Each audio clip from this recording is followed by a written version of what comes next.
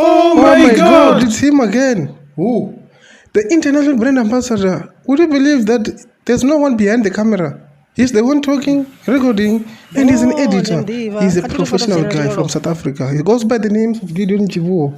I thought you've heard about him. Yeah, I heard a few people talking about him. I saw him on Twitter, even on YouTube.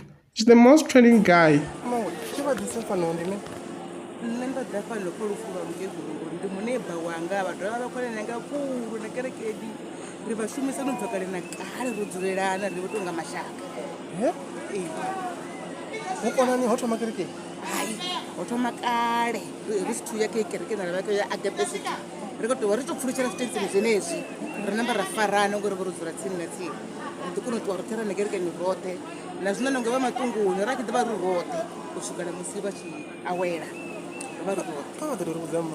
Swivile swiraro zvevaguda nkakhamma zwine na vone vorali va nga lingedza uri va ambare mulenzhe wavo kana footsteps.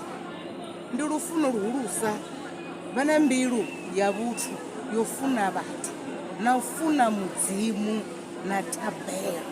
Ndi muthu wa tshila nga thabelo na nṋe vha ri gudisa thabelo u vuwa ndi thabelo masari ndi thabelo hoṱhe ri vha ri khou tshila nga thabelo vha funa nga maanḓa mudzimu na thabelo. Ndi tshone tshipoko tshone nga maanḓa khavho Ndi chini chine va nga vudza abe va khou voniwa nga vhathu kha dzi million thousands and thousands zwoṱhe vha khou vha vhona.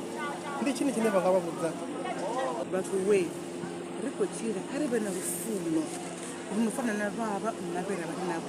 Nṋe kha nṋe a si mma ndi mukomana ndi muhura ndi shaka langa vhukumakuma vha ri gudisa lufuno luhulu nga maanḓa lune a vha ṱaluli muthu na muthihi.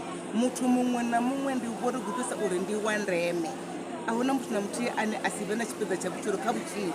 Muthu muṅwe na muṅwe ndi wa ndeme.